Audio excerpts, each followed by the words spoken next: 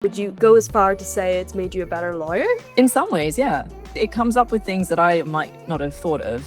There's just so much potential for analysis that it can do. And actually, I don't want to restrain it. I want to let it do its thing. And I think it actually ends up helping you go further than you might have otherwise have gone. Hi, I'm Ellie. And hi, I'm Maylin. And we are both legal engineers at Wordsmith. And today we're going to show you how to build a skill through a skill. So a skill is like a supercharged prompt, and it is perfect for all those repetitive workflows that you just want to automate them and have them run perfectly every single time.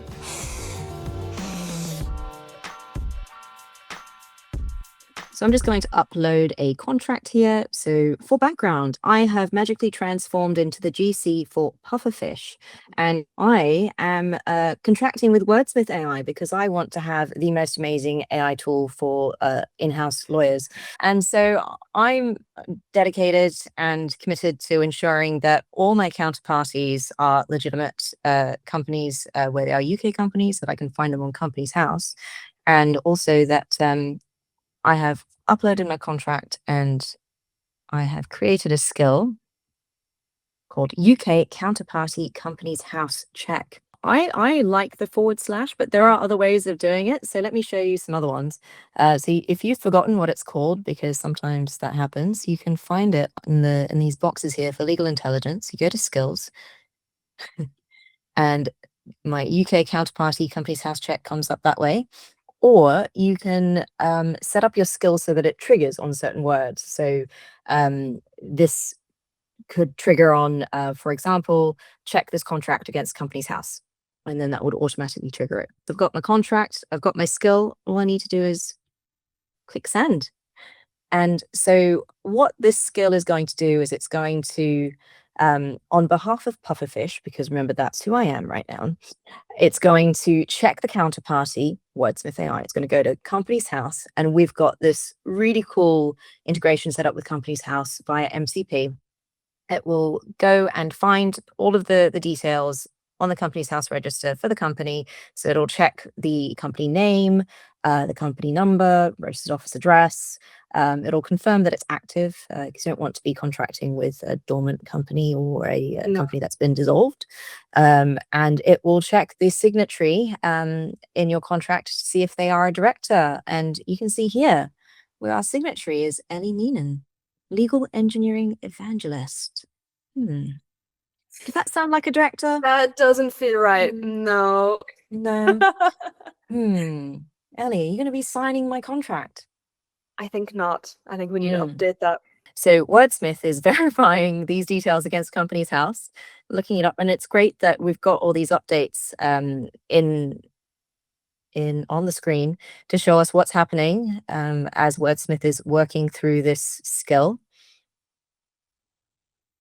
And we've got this really nice table, and it automatically drafts an email to Ellie identifying, noting that we've run a quick Companies House check, which I didn't do it.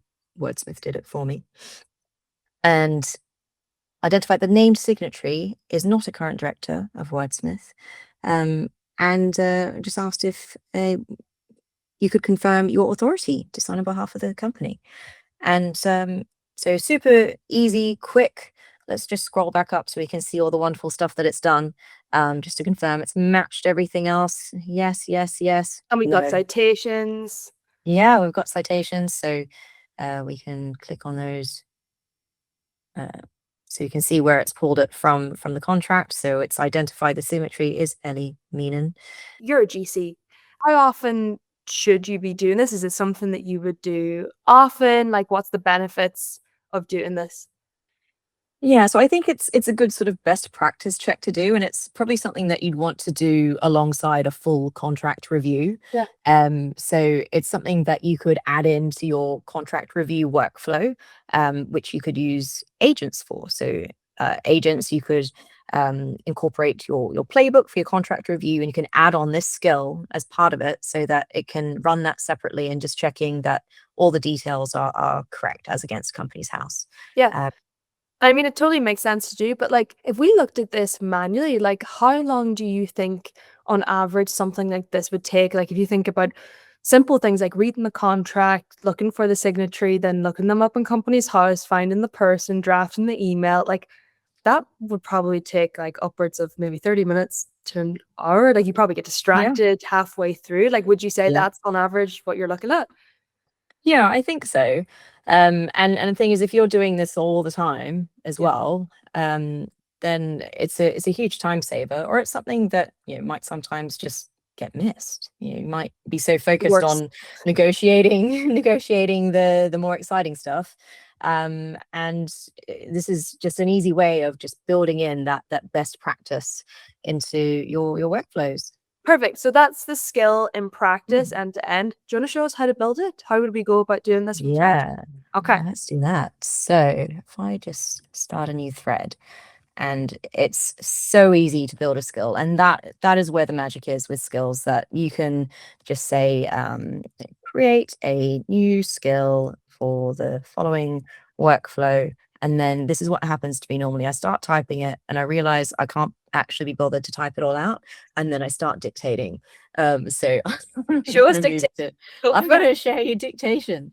So whenever I receive a contract, check if the counterparty is a UK company. If so, check the company's details against Companies House, including whether the signatory is a director. If there are any discrepancies, draft a short, no more than 100 to 120 words, but friendly email to the counterparty, noting the discrepancies and asking them to update the contract. We've got a question. So it has noticed that I like this workflow and I already have a skill for this. My UK counterparty Companies House check. So this is great, because if this happens because you've created a similar skill already, or if one of your colleagues has created a similar skill, it will flag this for you. So then you can decide, do I want to leave the existing skill? Do I want to update the existing skill? Or do I want to just create a separate new skill? So today I want to create a separate one. And I just, when it gives me options like that, I'm just so super We're all lazy. lazy. I just We're all lazy. I just say the number, do it. No judgment here, Um, Neelan. No judgment. I have noticed the way I prompt has changed over time. Really? Do tell. Mm. So I find, well, aside from being a lot more shorthand, I'm a bit more collaborative with Wordsmith these days. Um, we work together on things.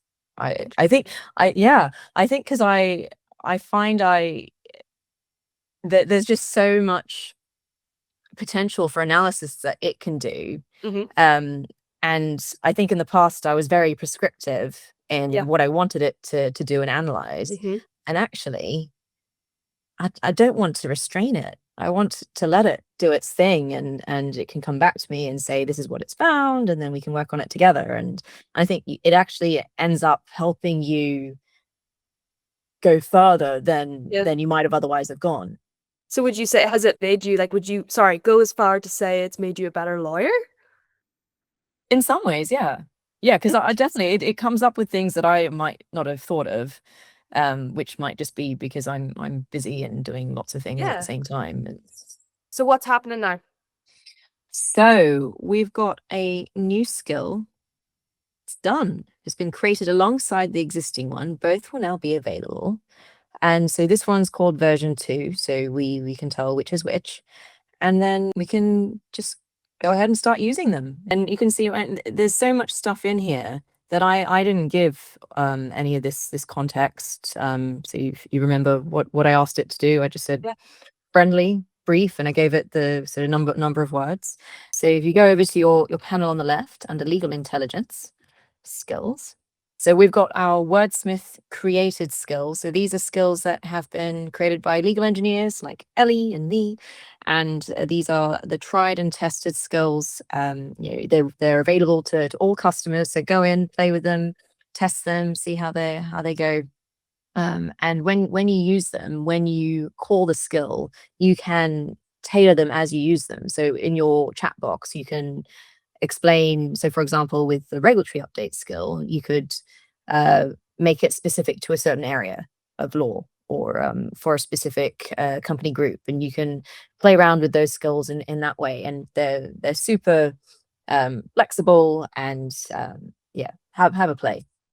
Yeah, super. And then this is what you were talking about in terms of the auto trigger, right? Where you can have Mhm, set mhm. keywords or instances where they might trigger. If you don't want to do that, you simply toggle it off, no big deal. Yeah. And then if we wanted to create a skill, like we have some users that maybe have come from Claude or other instances, and they might have a markdown file. So if we click new Mm. skill, Mhm. and we can show users what that looks like. So yeah, you can manually create your skill. You can turn on the visibility, private, shared, whatever you like. And then we also have the ability to import skills. That's So right. files, zips, folders, whatever you please. Yeah, so many different ways to create skills. Yeah, exactly.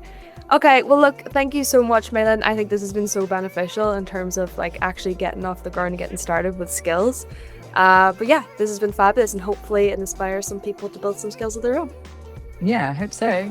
Have fun.